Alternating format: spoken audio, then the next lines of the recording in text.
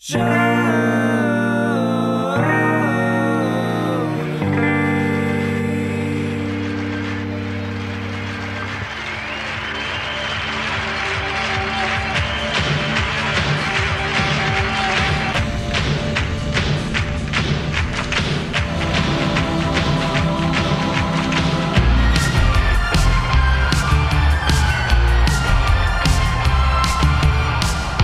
hello, everybody. Welcome to another installment of Show to Be with Mike G, the show of life, the show of Costa Rica, the show of politics, music, John Mayer, and so much more. Today, I sit down with Carlos Soto, the founder of Nosotros Mezcal and Tequila. He came to the States when he was 18 years old, had an amazing journey in this industry so far, and really well-read. It's great talking to him. He's a conversationalist.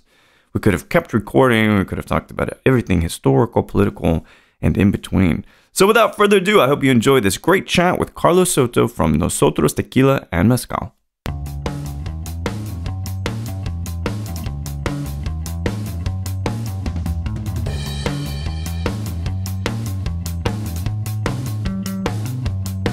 You know, like when you're talking with somebody and the person's looking at you in the eye and like, you know, they're listening. It's a little bit different of a feel when that's happening versus like somebody's kind of like their eyes are going everywhere. Phones are in the way. That's right. I feel like you get very little of that in Texas. Like interactions are very pure. I love that. And well, and the other thing too is in a sense, we're kind of skewed. Our view is skewed because we're often in bars, and when bar people find out you're in the industry, so it's almost like there's always a wall that starts, right? That's right. What is the fucker gonna try to sell me right now? Exactly right. And you're like, well, no, can we just drink tequila together? Like, oh, okay. Well, in that case, you know, you talk about mezcal. It's like this community is just, it builds. But it does make me wonder. You know, my mom's from San Francisco, so the Bay I went to all the time when I was younger. Okay.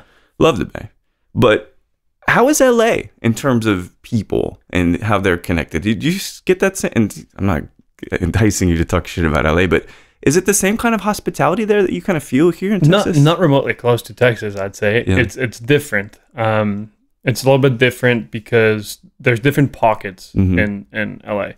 You have the West Hollywood, downtown. You have the West Side where like Santa Monica, Venice is. The South Bay where it's like Manhattan Beach, El Segundo. Silver Lake. Silver Lake's a different deal. Everything is just it's such a big city, man, and like so many different pockets.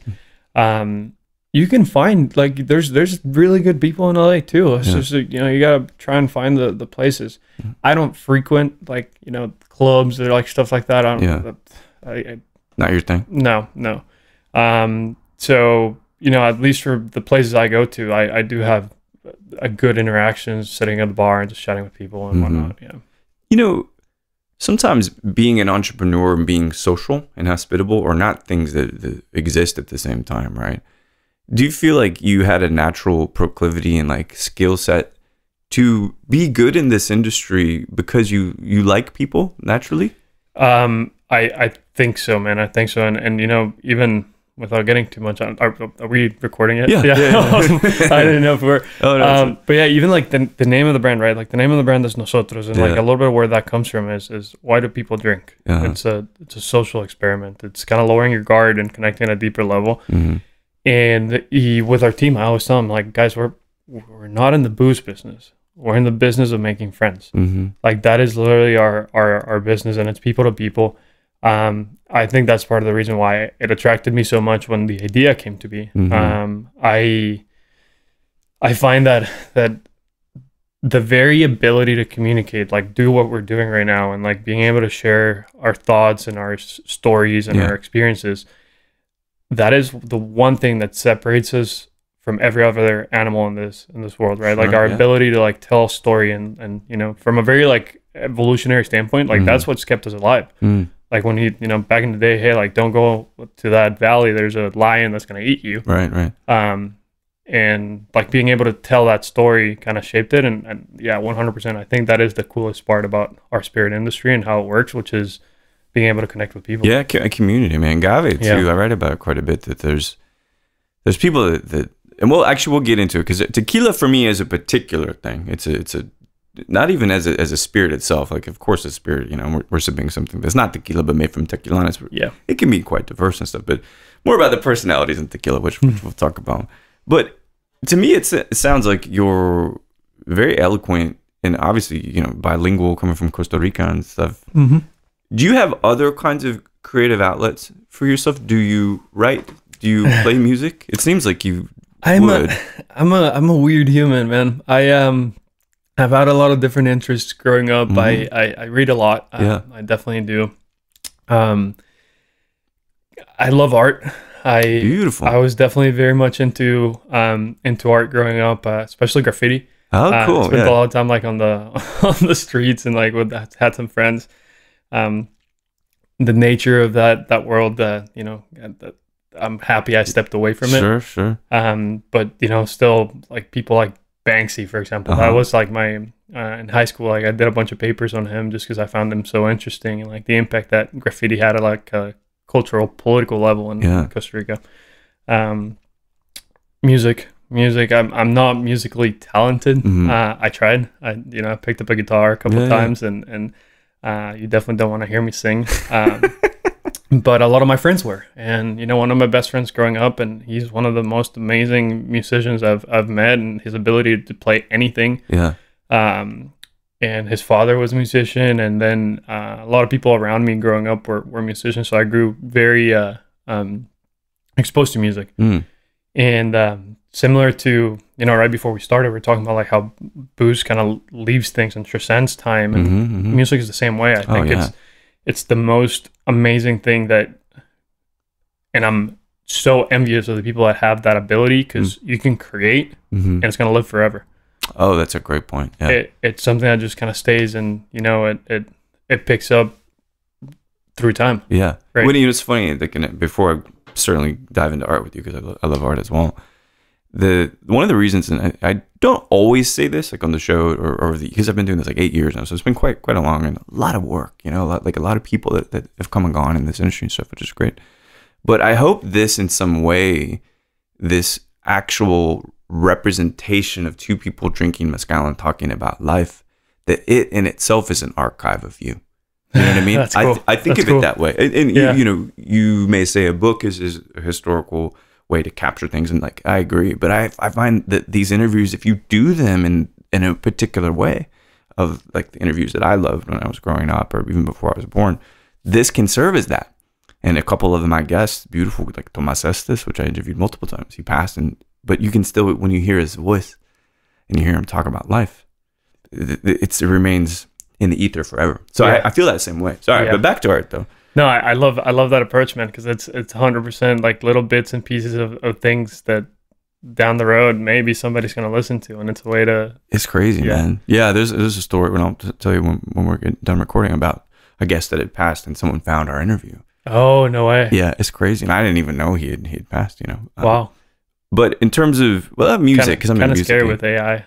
Well, that's true too. And I do work at one of the biggest tech companies and AI and stuff, and it's not as scary as we think. Not yet. Anyway.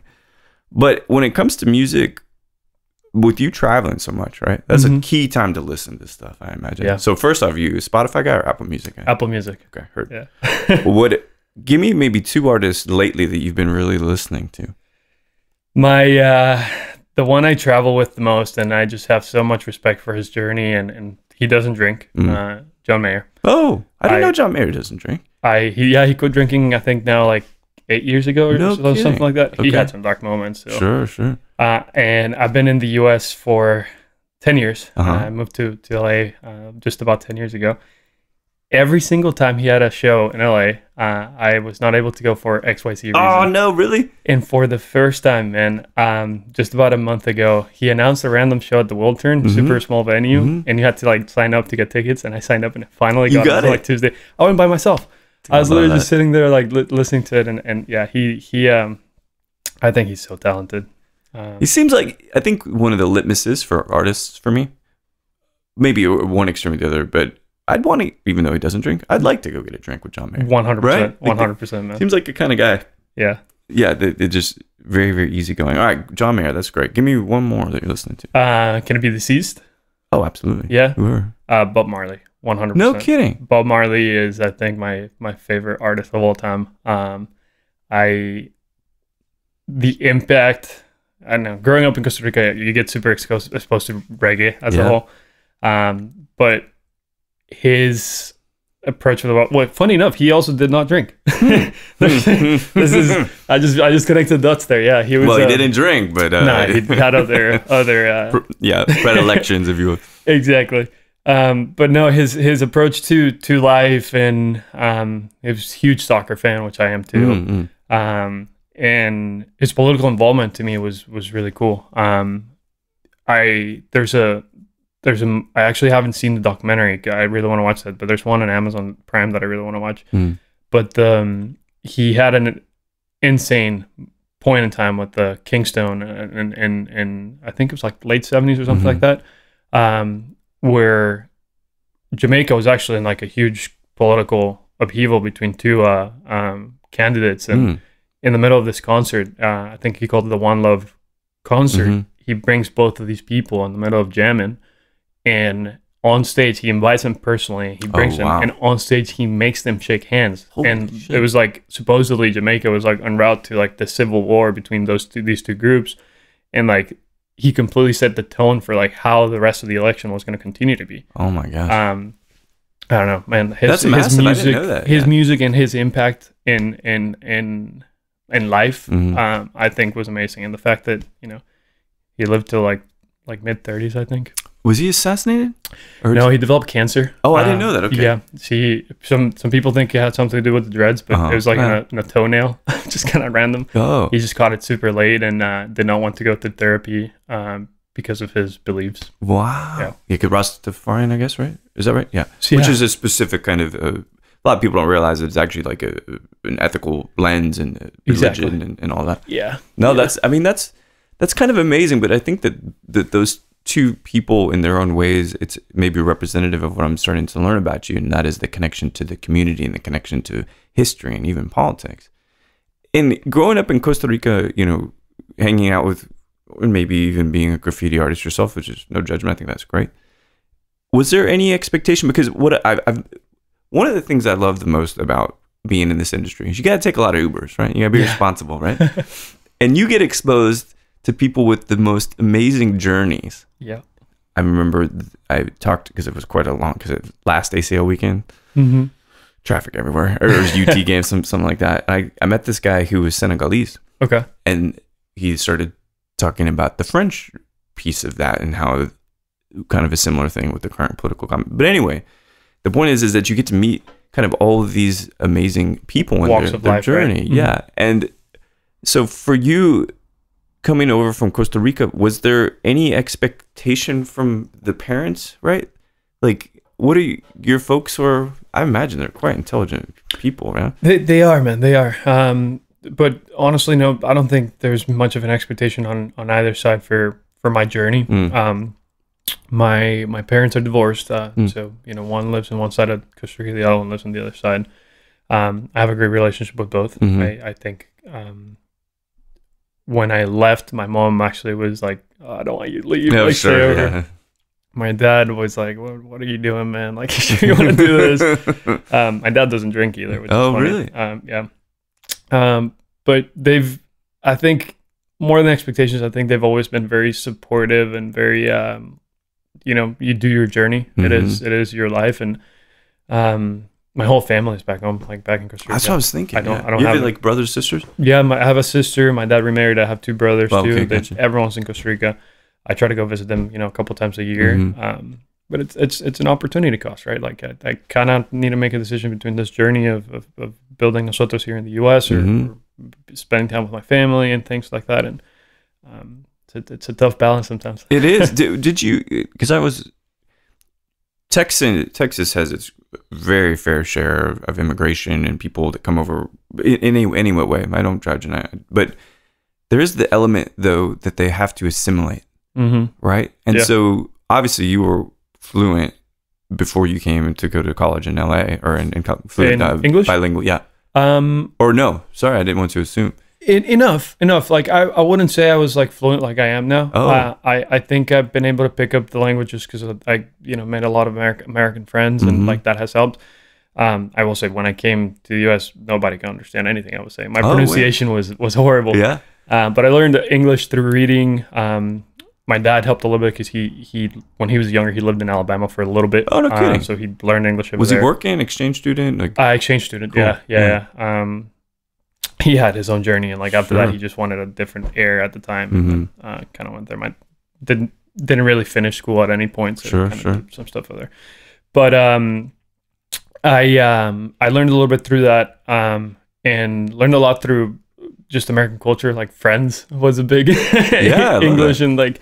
But yeah, I think just being here, the pronunciation and understanding the language got better with time. Was it a culture shock? Yeah, 100%. What was I mean, I love our TV and all that. It's like that's a clear, easy way to kind of figure things out and everything. But did you find your people, so to speak? Like, did you find your tribe pretty quickly? Yeah, I got lucky, man. I in college, I was in the dorm with old guys. At first, everyone was like, "Oh, you got the old guys dorm," and ended up being the most amazing thing because you met a bunch of dudes and build friendships fairly quickly. And with that said, I there's obviously a learning curve in terms of like how the U.S. operates, and it's a little bit different. Yeah. You miss home? Or rather, do you now consider the U.S. home, or are you still Costa Rica? It's always a tough. It's tough, right? I live out of a suitcase, man. So I spend a lot of time in Mexico. I spend a lot of time in the U.S. I spend a lot of time in Costa Rica, at different parts of my life. And the heart's kind of torn into different angles. I would say home is Costa Rica. Home is the U.S. And I kind of bounce around in between a little bit. Because you say you're 30 now, and like, does that change maybe the way you feel? Because I started roughly the same time, like in this industry, but luckily I'd already had one divorce behind me, so I was I kind of like dipped my toe in that pool to see if I wanted to see if it's for you. Yeah, and it's for me, just different people. Yeah, but no, and when we grow, man, it's constant change, right? Like we're always growing and evolving, and you're never going to be the same person you were the day before. So, and that's even better. Yeah. But do you find that living out of a suitcase, which could be the title of anybody's autobiography, right? And this isn't to presume that you do or do not have a partner, but like, does that get in the way maybe of plans for you to start a family if that's what you want? I mean, I do. I just recently got engaged. So amazing! Congratulations. That's exciting, and it has its challenges, man. It has its challenges, and I'm super thankful with Andriana, the person I'm with, that she's very understanding of like my line of work and like how it, the separation. She has her own career too, and it comes with challenges. You need to find time to spend time together and find like the little bits and pieces that make it work. So, but that's more than our industry. I think that's also just entrepreneurship at large, right? Precisely. Yeah. Do you have balance? That's a word I like to use, like, because you're working a lot. I'm sure you've got more ideas than just adding the mezcal, which we'll talk about. Yeah. And what do you do to obtain that balance so that you're not always working? I try. I think I've gotten better with the last couple of years. I found it that I was focusing a lot, and I've always been very into like health and wellness too. And I was focusing a lot on like friendships and relationships and work, and I kind of let that go for a little bit. And the last 2 to 3 years, I've really been kind of regaining that. Okay. And even with our brand, like our motto for the year is like drink less, drink better. Like that is the message that we're trying to convey to people. And like we found a lot of success with certain communities that see eye to eye with that type of lifestyle. Yeah. We do a lot of stuff with like yoga studios, for example. I love, what's fun? All right, I just had this conversation today. I like to lift weights. I'm 43, and I had this conversation with someone who's like half my age yesterday.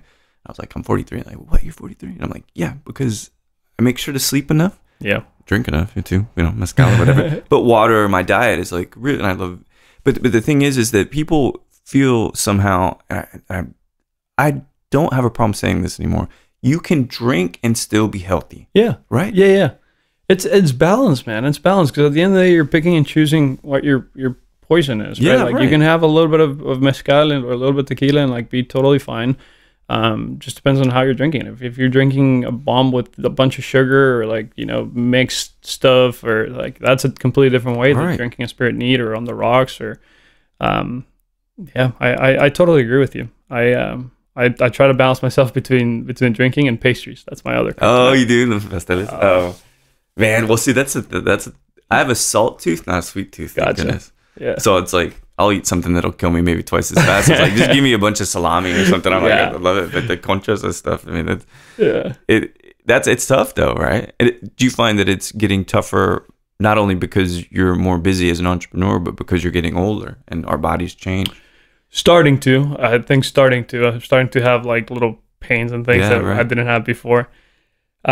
But at the same time, I think from like an education standpoint, man, I spent a lot of time trying to understand my body and, you know, doing a lot of research as to like what works for me and what doesn't. Yeah. I think at this point in life, I have 2 herniated discs. Oh, really? Like, right after college, I herniated my lower back in 2 different places for 2 years. I could not. Was it like an accident or just natural or sports? It was sports, bad movements in bad places, and you know, as part of talk about, you know, American culture and like the culture shock. And I had a bunch of friends that were just like gym buffs, and like I would started going to the gym with them, and you start getting to this thing. It's like, oh, let's try and squat things. Oh, I know. Horrible form and like stuff like that.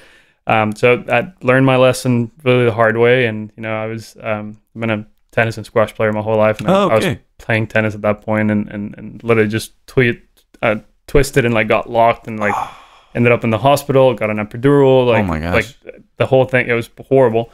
And for 2 years, man, I literally struggled running, struggled like doing absolutely anything, and started doing PTE, and I found my only way out of that was through yoga and swimming. Really? Those 2 things saved my life, and I think today I'm in probably the best physical shape I've been since probably my 18 or 19 years old. So, is that because of what a savior, in a sense, yoga and swimming became for you? Is that how it kind of became a natural intersection with the brand? Oh, 100%, man. Yeah. And you know, I think I'm very lucky that even with speaking about the brand, like even with my partners on all front, whether it's Mike, who's a co-founder of Nosotros, PJ, who runs our, you know, sales program, Ryan, who was like very up at early there, Joanna, who runs our design and creative, who's also from Costa Rica. Oh, cool. Like every person in our team kind of shares the mindset of the drink less, drink better, and there's a clear connection there as to like how we see lives and balance. Yeah. No one overdoes it, and you know, I could keep naming everyone on the team, but it is very, very aligned, which is cool. I love that.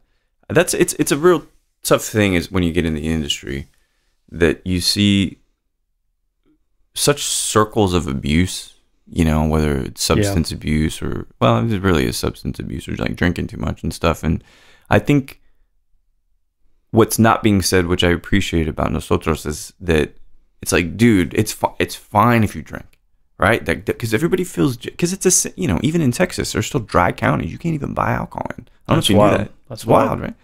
Now they realize there's money. Yeah, there's a bunch of money in it, and so certain counties are like, why are we dry again? We could get all this sales tax revenue for the county. So they're switching over and stuff. But I think more brands need, because this whole drink responsibly thing, to me, it's trite now. You know, I like the approach of saying, well, you know, you can do both. You can drink and you can be healthy. They're not like mutually exclusive. And something I was reading in an interview that you did is that just naturally, Nosotros Tequila was additive free, right? Because you're just like, well, why would you put additives in it? Yeah. And so to your credit, that's a great place to be, especially now with what is a movement. How do you feel about, I would say, tequila influencers? Because I'm sure you deal with a lot of people in Agave, you've got great PR and everything, and I'm sure Emily's reaching out to people like Lucas Assis, who's a mate of mine and stuff. How do you feel about that part of the business now? Because that wasn't when we started. That's like that wasn't the influencer world. Yeah, it's interesting, man. I mean, I've been in the industry now from inception, like from the idea and everything, just about 8 years full time. That's quite a while. 6 years, yeah. It's been ebbs and flows into like what people talk about. I remember years ago, the whole debate was always between diffusers and non-diffusers, and then you know, we get some degree of criticism because in our distillation process we don't use the heads and the tails, right? Like we stick to the hearts. Oh, cool. Okay. And that's also a decision that we did just to try to like minimize like the aldehyde content and without getting too technical. Like no, we the methanol and all that. I get all of it. Yeah. Which is from like a health and wellness standpoint, it's better. But then some purists say like, you know, the heads and tails is where all the flavor comes from, right? Like, and there's a whole debate in that, and at the end of the day, man, to me, it's drink what you like, and you know, we can try and educate people as much as possible, but there's still people that are gonna prefer, you know, stuff that is extremely synthetic, and that's especially in the US, like that is a lot of like the taste profile that some people do like. And I don't think I have a ethical superiority to tell that person like, hey, like, you're trash because you're drinking that, like, here is my product, right? And that is the only problem I have where a lot of like our industry's going in terms of like the influencers and a lot of the voices, which almost seems like there's like a moral superiority to how they talk about things. And here is the only thing that that causes this feeling, and is seeing the other side of the coin in Mexico, because obviously we have our team that we work with, and you know, we there's the industry is very cutthroat here in the US. Everyone's kind of competing and going in it. It's completely different in Mexico. Like, everyone works with everyone. We have really good relationships with a lot of other distilleries and a lot of other people, producers in the area, and everyone helps each other, because they know that a rising tide lifts all boats, and that is truly something that happens in Mexico. And my take with all this, and the reason why I'm like kind of torn, because on one side I'm like, it's great that there's a lot more education, and it's great that we're moving in that direction, but I also don't want people to forget that if it wasn't for those big brands, and you know, we're talking about before we start, we're talking about the story Bacardi, for example, like that's, if it wasn't for what those big brands have done, we would not be able to exist, because they build an industry, and they bring people into the industry, and they allow us to, hey, like, okay, like, you started with that, now like try this, and like it grows, you go into it. I don't know. I think for as I get older, there's a tenet that I have, and I mean, I've done a lot of shit, man, and like, I reflect on it. That's why I've been writing lately and sort of Substack, so I can kind of go more into the things that were dark periods of my life, like all of it, you know. But I don't ever need someone to know what I know. I don't ever need you to know what I know. If you ask, fine. And I think maybe the problem I have with some of the tequila influencers is, first, the lack of time that they've actually put in this industry. You put in 8 years. That's time. Yeah. I used to be in live music and touring and stuff. If you set up a drum set or carry a bass amp up a flight of stairs, you're good, right? We're good. You've put in your time, like being a barback. And so that's the thing, is that with 3 months of expertise, 6 months of expertise, never even being out there, never even making cuts, never even having the responsibility to understand how something has to ferment, when to stop it, you know, they speak with such moral superiority. And so because it is an economy in itself, and we were talking about marketing dollars and stuff before we started recording, and your CEO. Let me make a remark before. No, please. Yeah, go ahead. Because what you just said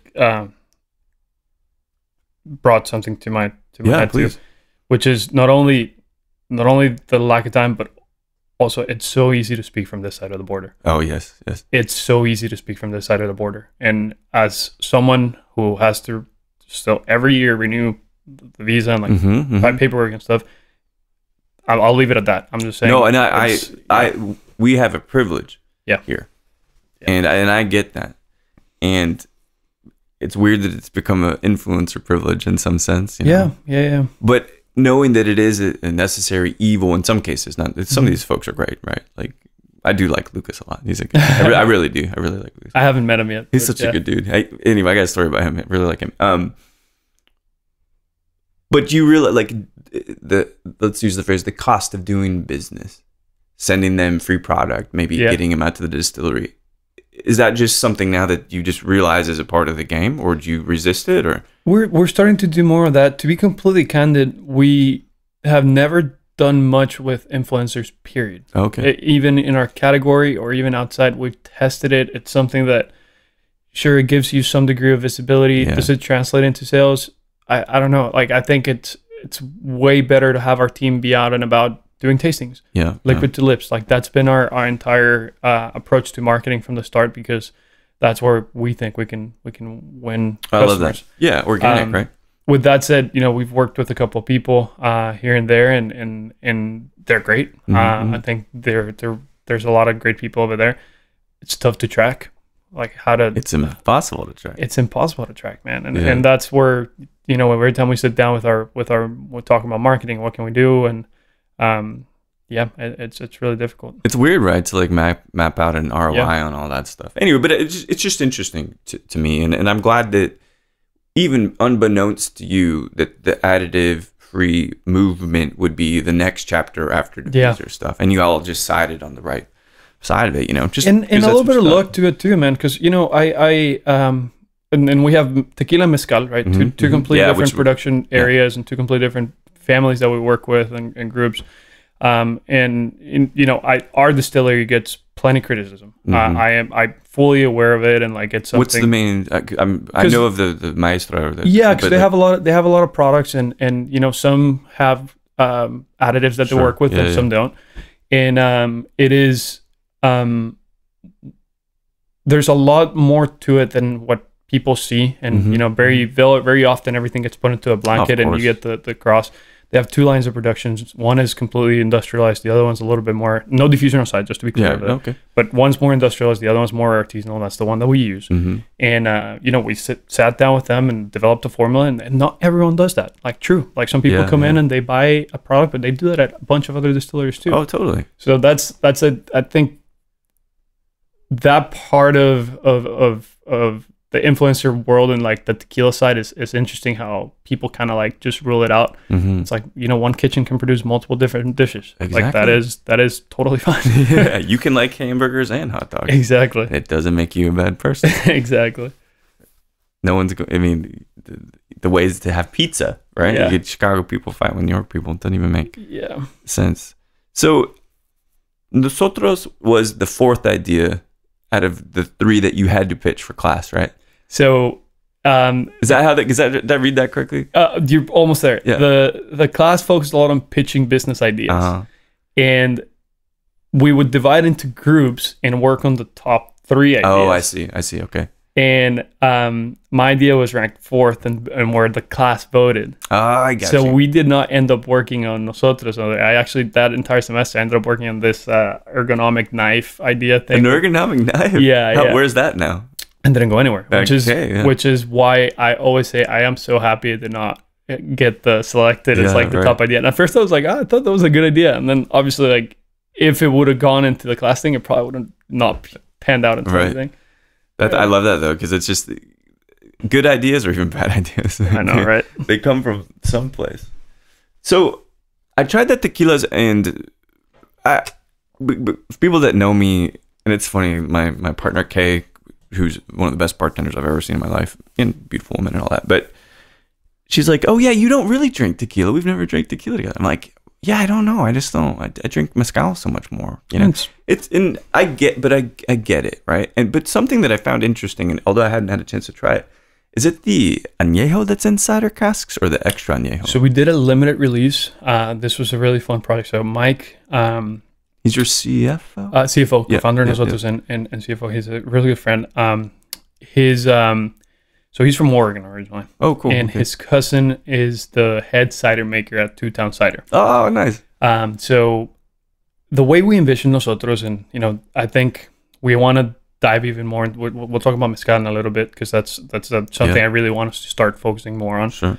But I want us to be an agave company. I want us to be able to do fun stuff. You know, we have our core SKUs, and hopefully that'll allow us to continue growing and have a little bit of like a steady growth. But then we also want to have a collection or like little limited releases that are different. Yeah, cool. As we were thinking about this idea, we were chatting with him, and we were like, hey, do you think we could potentially move some cider barrels from Oregon down to Mexico and see what happens? Yeah. So these were barrels that Woodford Reserve had formerly used. They bought them from Woodford. Okay. They did their bad apple cider batches. And then that comes out at like 9.5 ABV, I think it was. And then we moved them with, they're still wet, to Mexico, 5 barrels. And we did a Nosotros age, our Blanco, for almost 22 months straight into the cider barrels. And the product that came out, man, I was so impressed with it, because it's one of the most unique tequilas I've ever tasted in my life. The whole idea with it was let's see if this happens. This It's either going to taste like shit or it's going to work out. And 5 barrels isn't like all day. That's not massive. I mean, we did 1,500 bottles. That was it, right? It's nothing too crazy. And I think we still have a couple hundred left, but people love them just because it was such a unique and different taste profile to what it usually you expect. What was the color like? I'm real curious. Was it that kind of cidery? I'll make sure to send you a little sample. I don't know if the team sent you, but I'd love to send you some for you to try, because it is cidery a little bit. Not red. It didn't come out red. The color was deep, but nothing too crazy.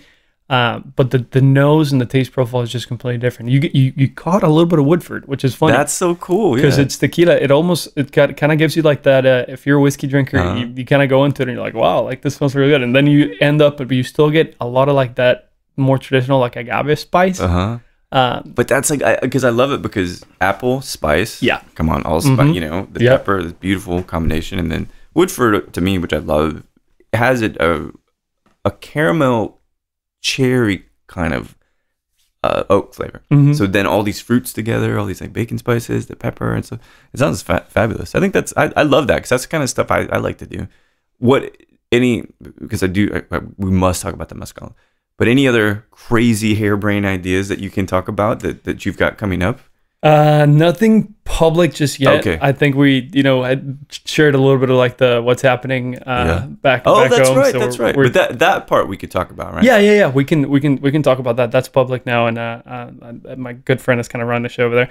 I'd love to keep playing with non-traditional barrels. I love and that. Seeing what comes out of it. Especially up in Oregon, man, you get like a stout cask or something. There's a lot of stuff, man. There's a lot of stuff out and there. There's no end to the journey. That's why it's exciting, you know. That's the exciting part, and the cool thing about it, man, is like, to me, when you go back and you think about like what is the purpose of barrels? Originally, man, it was just to transport it. That's it, right? Like that's a little bit of where it came from, and then they peeled them out and they're like, oh shit, this turned into something different. Let's see what comes out of it. Right? The thing with cognac, right? Cognac was created. They only distilled the wine because it was lighter to carry. I mean, come on. Booze is really an invention of necessity. Yeah. At sometimes, which I mean, we get to take advantage of that. We developed a decent relationship with the people from Remy Cuantro, and dude, their stories and like the family over there, and it's cool. It's cool hearing like that. I love Remy, man. That's great brand. And they're traditional, and they stick to the land, and you know the one of their pillars is terroir, and like that's the big thing, and they feel it, which is always cool to see. I love that. Okay, perfect segue. So I tried the mezcal. I tried actually I didn't try the Ripo. I'll try it when you're here, when we stop recording, but I did try the mezcal. And so what was that journey like? Obviously it makes sense as an extension to the core line, mezcal. But for you, what is your relationship like with mezcal? Because your relationship with tequila is really well documented on forums and other kinds of interviews. But mezcal, is that a new journey for you? A little bit. I mean, it started, I think, back in the ideation and meetings and everything back in 2018. I love mezcal, man. I discovered it through tequila. Yeah. It's one of those things where you start and you kind of go down the rabbit hole of agave, and I think you more than anyone else understand agave with your background in Soto and like all the stuff, man. Yeah, man. And even raicilla now is starting to. It's interesting. Yes, it is. Mezcal kind of stemmed from that journey, and then we got introduced to this amazing dude, Jorge. Down in Oaxaca. He's in Miahuatlán de Porfirio Diaz. Oh, he's in Miahuatlán? Are you familiar with it? I've been there many times. Awesome, man. Yeah. The Palenque is like right at, you know where the high security prison is? So right behind it. Is it really? It's hilarious. Yeah. Did you, all right, real quick, because I've been out to Miahuatlán a couple times. Did you hear the story about how the folks think that because there was a highly trafficked narco that was going into that prison, they killed all cell service? Did you hear about that? Yeah, it's true. I bet it's true. It is true. Oh shit, really? With 3 miles around the prison, you get to your service. Oh man, that's serious. They absolutely killed it, and I know exactly what you're talking about. Yeah. I like my life, so I will not be talking too much about it. But I do understand that they are moving him. If they haven't moved him already, it was like gonna happen sometime soon. Isn't that crazy though? It 100%, and it is the second most secure prison in all of Mexico. I didn't know that. Yeah. Where's the first? Right, Mexico City.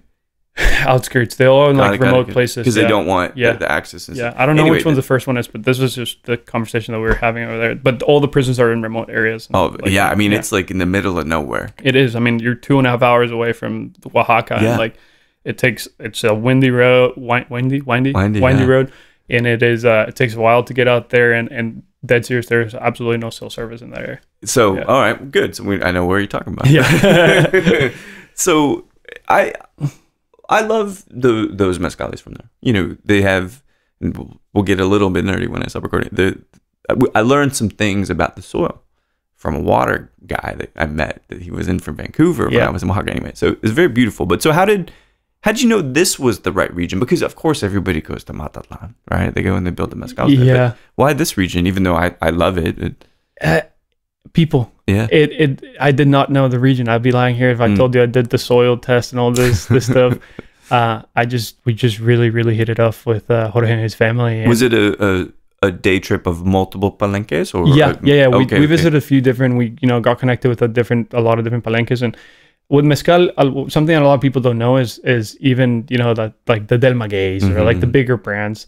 They produce in a lot of different palenques, right? It's they're not using one single place, and that's something that we wanted to see, and we wanted to go out there and really experience. And but the level of hospitality we're talking about, Southern hospitality, there's nothing like Mexican hospitality too, that they have, and how they roll it out when you come in, and the conversation, and we had a meal, we had drank mezcal, we had chatted for 3 hours before we even talked about business or anything like that. Very European in that way, right? And I love it, man. I love it. And remind me to, talking about culture shock, remind me to come back to that, because there's something there that I always think about, which is, I think it's so fascinating from like cultures on both the Latin American component and US. Sobremesa, right? Like you forgot my man. Yeah, but there's also another one that goes on the reverse, right? Oh.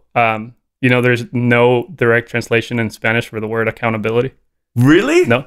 That's fascinating. There is responsibility. There is your duty. There's like the word accountability as it is does not exist. Yeah. That is fucking incredible. I had no idea. And then, I'm taking that to the grave. That's a great. Isn't that fantastic? Yeah. But on one side you have sobremesa, right? Like the over the table, the for English listeners, like the concept of chatting after a meal and staying on the table, like it's a word that doesn't exist in English. I know. But then on the flip side, accountability does not exist. Oh my God, that's so fabulous, Carlos. I love it. Thank you so much for that. That's like life changing. Language. I had no idea. Language is beautiful, man, because it shows you so much about culture. It does. But so the trip to Miahuatlan, so we how did they have he's bound to work with a lot of different Karwinskis and Espadines and stuff. Oh, right? Yeah. I mean, they had a bunch of different Karwinskis. It's really cool. They have a huge approach for sustainability. Their entire palenque is built with recycled materials. Oh, wow. It is really, really cool. They have their own nursery that they kind of grow over there. Yeah. And they're moving, all the Karwinskis and like their like in this case, like we use Toala, and like they have a group of people that focus on Toala in different areas, and they move them from the places, so they're not competing for resources after their third year. It's very they have a solid operation over there. And then we started playing with just different taste profiles and what we wanted to do. I when we did the first tastings, I fell in love with Toala. Toala was like my favorite, and then from that region especially. The Toala that's endemic from Miahuatlan, man, I think is the best Toala that I've got one you gotta try then, because it's one of my favorite bottles. I think it is unparalleled, and we started playing with it, and I didn't want our first mezcal to be a $200 bottle, a $150 bottle. So, we cut it a little bit with Espadín and started playing with different. We tried Espadín Maricuiche. We wanted to do an ensemble from the start. And we landed on that, man. It's not as hot as a lot of other mezcales. It's a 42%, right? And some people love that. Some people hate that. I just think the flavor is very pure and very crisp and clean. So, yeah. Was mezcal going to happen inevitably anyway as a product extension? Probably, right? You just had to make sure you found the right person. Yeah, I guess, right? Yeah. We definitely wanted to do that down the road, and when we did it, there was barely any brands kind of doing that crossover. Yeah. But I want Nosotros to be an agave company. I love that. As we grow, and different families and different groups and different regions potentially too. Yeah. We're not close to that. I think agave is beautiful, and like the variety and versatility of taste profiles that you can create on it. Oh, it's ridiculous. I mean, we're drinking a mezcal from Michoacan that's made from tequila, and it doesn't taste like tequila, right? At all. Right? It's like a completely different thing. It's really the richest world, I think, of spirits of anywhere, right? That diversity, I love that. Yeah, there are a lot of tequila brands. There are a lot of mezcal brands, ever growing amount, and I think growth is good. I would love to see more people embracing mezcal, but for you, it must be difficult because now I know you better. Now I know more about your journey. There's some context. But selling mezcal and selling tequila, is it an ever-growing difficult job? Because there are a bunch of other people who really don't give a shit like you do that are out doing that too. Yeah. Yeah, man, it is very tough. And I'll give examples just because we're obviously geographically here only for the U.S. market because, Mexico has its challenges, and we struggle with that too. And we're now selling in Costa Rica too, which is awesome. Cool! And it's been a really cool thing to bring. That's very home. Cool. But it's so easy over there, man. Like there's barely any regulation, and you can just sell it out wherever you want. Yeah. Here in the U.S., ever since Prohibition, right? You have like the 3-tier system. You got to work with distributors. You got to work with retailers. Just navigating that's one part of it, right? You work then with the concepts. You got to figure out, hey, are we gonna be a on-premise brand? How are we gonna price it? Trying to do all these type of things, and then retail. Like you want people to drink it, you want to put it on the shelf. Putting it on the shelf is half the battle. The other half is getting it off the shelf. You're talking, the ever-growing amount. Everyone wants to be the next George Clooney. All these celebrities have come on board and said, like, oh, this is going to be so easy. We're going to white label some stuff, put it over there. It's not as easy, man. It's not as easy. And I think a lot of them are starting to realize it, that it's not as easy as they thought it might have been. And for a brand like ours, we don't have the megaphone of a celebrity, and that's something that we've made peace with. It's something that we've agreed and comes with slower growth, but it's been sustainable. We're a very small company still, but we've had solid growth year on year every year. So that's more than we can ask for. I think, and I'm curious what your take is on this. We were talking about another Texas brand earlier, and they had a ton of money, built out a really beautiful tasting room, even if the product it's not as good as the tasting room is. Right? But for you, did you ever, it feels like you wanted to grow modestly, right? Yeah. Did you ever think about the opposite though too? Like where you could take millions of investment and grow it? I didn't Not that know. anybody. I don't think that ever crossed, because coming out of college, man, like there's a lot of demons that you kind of fight through, right? Like you're going at the ebbs and flows. Some days you have some great days. Some days you're questioning whether or not what you're doing is right. Right. Is this going to work out? Right. That question happens over and over again, and I think it's human nature, and you got to fight that a little bit. But I was always very skeptical of taking like a big outside investment from whatever it might be, just because it's different when it's your money, and it's different when you're dealing with someone else's money, right? So we didn't really do any sort of funding until recently. I think, recently we raised some volume, and the whole idea was to grow. We did get lucky in the sense that we got connected to a lot of people in the spirits world that provided some really good insight very early on. And, you can love or hate the brand, but he is a mastermind of brand building. Got connected to Arturo from Clase Azul. He was from a building of brand, was able to share a lot of insights, super welcoming, literally gave us an hour and a half of just chatting on the phone. Amazing. David Perkins from High West Whiskey. David? I know David. You know David? Yeah. Amazing. I've interviewed him years ago. Amazing human being, man. And He's so cool. we stay in touch quite often, and he's been a big mentor, just in understanding like what are like the things that work and what doesn't. We have a fantastic relationship with Whistle Pig. Nice. Out of Vermont too. Like, Alex Roberts just recently, now sits in our board, and he's their CFO and operates a super young dude too, and understands the industry.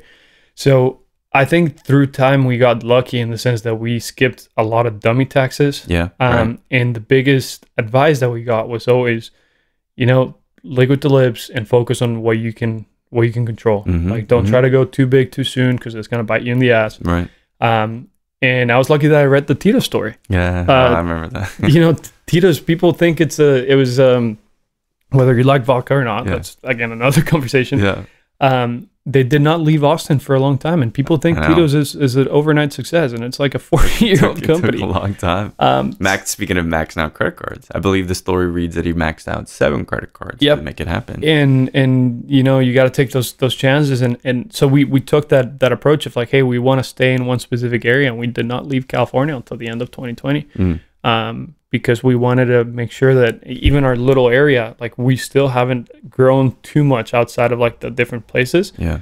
Because I want to go narrow. I want to go deep. So it's like when we build partnerships with certain people, I want that person to know that the moment I walk into the bar, they know who I am. They know that I'm there. They know that if we want to do a tasting, I'll be there for their clients. Yeah. They want to do a paired dinner, I'll be there. And show up, man, because I think it all comes down to what we talked at the very start of the podcast. It's people to people. Yeah, I agree. It's funny that we're talking. I never really know beforehand because, you know, PR companies, because Emily was like, what are you going to ask Carlos? It's like, you know, even though I haven't talked to her on the phone, that's just how I imagine she'd inflect that question, right? And I'm like, well, I don't always know, you know, because to me, it's a jazz duo. You know, you fall a little bit behind the beat and we bring it back. Feed off each other, precisely, right? Yeah. Precisely. And that's why it's really a magical thing for me most of the times when I get to do these interviews. But I was writing earlier. Again, I'm kind of taken to writing. My partner said, you obsessively create music, maybe step away from it until you can't not create anymore. And so then I was like, all right, cool. So music's over on the side for a little bit. So I took to writing. And there was this notion as I was kind of writing about myself, which I don't always do. I usually write about things. Okay. But are you afraid to fail? It's an interesting question. I'll take a sip of water. Yeah. That. There's plenty of tequila. Yeah. I think not necessarily the afraid. I'm a very type B personality person. I'm very, very relaxed in like the day-to-day operations. Obviously, like I handle a decent chunk of, call it stress or call it like shit that you need to do. I don't think fear is the right word for that. I think it's something that is always a possibility. And if anything, I I find that more as a driver for work being, I don't want to fail rather than I'm scared of it. I know it's always a possibility. And I know that I'm going to try to the best of my ability to not go in that direction. But I think in my life, one thing that I've come to accept is we talked a little bit about change, man. And there is a lot in life that you cannot control. Right. And, you know, we are one bad batch away from a lawsuit that takes us over, or we are one bad circumstance that could potentially do X, Y, or Z. There's some variables that no matter how hard you try, man, you're not gonna be able to control them. That's and right. I'm okay with that. I'm okay with accepting that there is a lot of life that I'm not in control of. And it's also part of the reason why I struggle so much with planning. I like living kind of life on a more day-to-day basis rather than planning too much in advance. Just because of that, because I know there's a lot of stuff in life that I can't control and it kind of pops up, and I think that's kind of like that. I think that's great. Psycho approach, but no, Yeah. everybody does it differently. Yeah. You know? But I would say I come from the Fight Club generation. Yeah. You know, and that movie, if I learned anything from that movie, stop fighting what you can't control. And that's a massive thing, that if you understand that, things will be easier. Not because they're easier or more accessible, Yeah. but because you won't get in your own way. Yeah.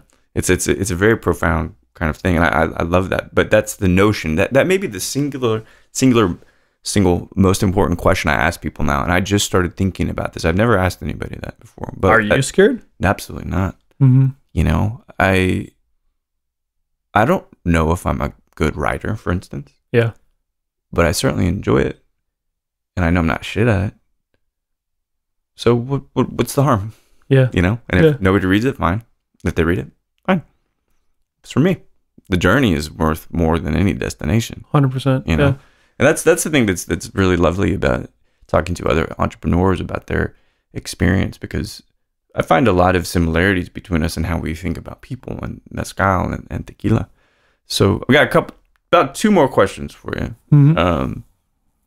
One is, and you can't say John Mayer or Bob Marley, but let's say you're drinking this beautiful mezcal from Michoacan with anybody, living or deceased. Doesn't matter where you're drinking, but who would you like to have a sip and conversation with? Oh man. See, I intentionally didn't send this to the PR company. So I contemplated. I'd say I would contemplate, just because I literally just stopped listening. But this is such an easy answer because we're in Austin. No. Obviously, I just finished listening to Green Lights, the Matthew McConaughey book. Oh, really? Cool. He has to be a fun guy to sit down and chat a conversation. But I'm not gonna choose. Well, no one. I don't think anyone's ever said McConaughey. Really? Yeah, out of the hundreds of times I've asked that question. I never do audiobooks, but he reads his own book, and obviously he has a very soothing voice. Got a great voice. So I was like, man, let's listen to it. And I listened to it on the plane, and I was like, okay, man, like this is awesome. Like he's just telling his stories of like went down to Australia, like his whole existential crisis, trying to figure out who the fuck he is, and like being out in California and his Texas roots and his family endeavors. I feel like he just lives in. It is very fun to have like that type of approach with somebody. I love that. I think that's fair. I think that's a great answer. Yeah. And I don't think it's catering to Texas or any of that. He really does seem like a cool guy. Yeah. You know, and when he was the creative director for Wild Turkey, was it? Yeah. Remember that? Is he still doing that? He's not still doing it, but that was cool. You know? Some people love him, some people hate him. It's like, I feel like the guy just does himself, and I was like, okay, cool. Yeah. I love to watch him act. And his wife is Brazilian, so he has a very. I feel like he would also have like a very good understanding for like Latin American culture. Absolutely, it's kind of cool. Absolutely. Sorry, go ahead. It'd be fun to like just walk with him in like Oaxaca and around and like get into trouble out there. Oh man, and you would most assuredly get into trouble with him. Yeah. Any favorite movies of his? Matthew, if you're listening, send us a message. Let's do this. I hope that I'm even a blip on his radar, which I certainly don't think so. But maybe someday. What any particularly favorite McConaughey movies? He's done so many good things. He's done a lot of stuff, man. I don't know a lot about him as an actor, to be completely honest. Like I haven't followed him much as an actor. Yeah. I kind of learned his journey through the book. Oh, I love that because you're a reader. Yeah. Well, in this case, a listener. Oh, that's a good point. Good point. But do you watch many movies? I do. Okay. I do love. There's a lot of stuff, man. From him, I'm trying to like think back a little bit. I saw The Gentleman not too long ago. That's Guy Ritchie, I think it was. Great film. I was very impressed with that one. He was great as a villain. He's a villain and not, right? Yes. Like what's that called? Like the anti-villain? Anti-villain. Yeah. So that was a good movie. That was great. Yeah. I like Guy Ritchie. He's always had a little bit of a different style of creating, and the way that Colin Farrell was in that movie. Yes. Amazing. Yes. Right? I have followed, man. I think Colin Farrell, I think, is a genius, man. Yeah. Did you watch The Banshees of Inisherin? I haven't. Okay. I love him. Yeah. And I love Brendan Gleeson. Just watching so much. Yeah. Gotta watch it. Yeah. What was I gonna say? What was the one that he did with Heath Ledger, and they switched Dr. Parnassus? Was that the one? That's right, the Terry Gilliam movie. Yeah. The last movie Ledger did before he died. Yep. Right? Yeah. And then they switched him with him. It was Colin, Heath Ledger. Who were the other two that? Oh, I can't. Was it Matt Damon? Right? I can't remember. So the same character switches 4 times actor, and I thought that was a really cool thing. That's very cool. Especially with Heath kind of passing and doing the whole thing. Yeah. That's a Terry Gilliam thing. He's the only kind of guy that can do that. So last question for you. The mezcal that's in Texas now? This is a side question. Okay. Yeah. Perfect. I mean, it is physically in Texas here on this table right now. Where are you off to next?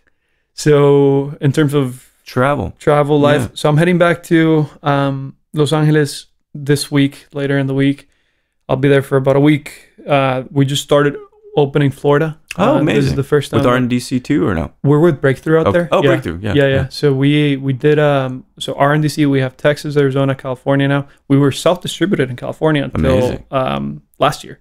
We just signed with RNDC out there, and you know, even the very first meetings we had out there with distributors were like, how much money do you have for incentives? And we're like, not that much, man. We're we this is what we got. So we're like, okay, let's just self-distribute, invest in our own team, and that's how we built our main market for now.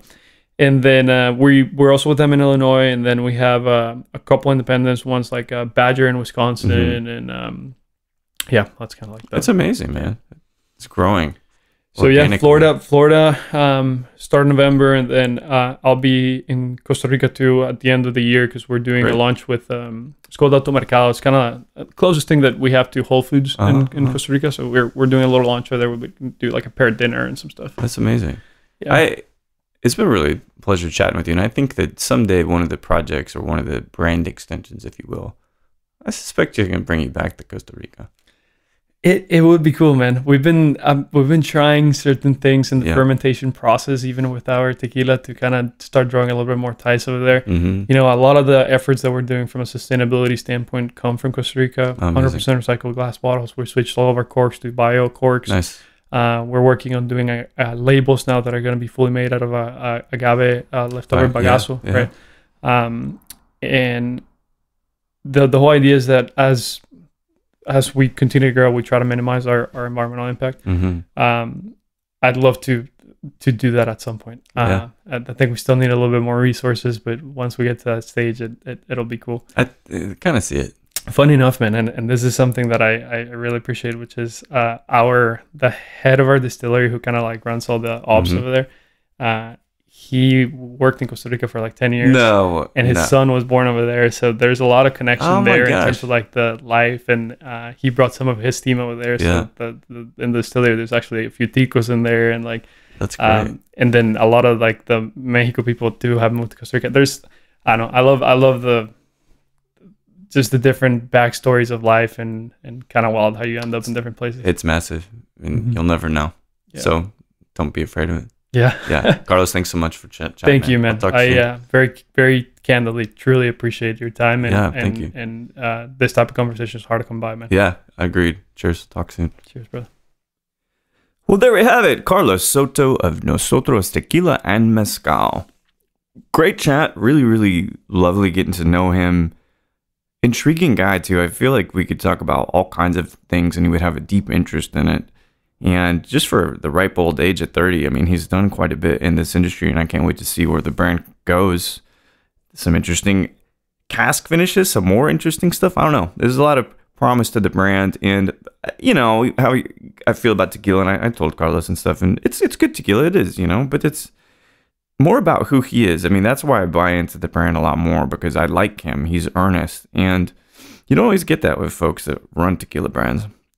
So thanks everybody for listening to Show to V with Mike G. No matter if you're leaving for London here in a mere few hours, or if you've never been to Scotland but you look forward to getting into the cold, please keep dancing.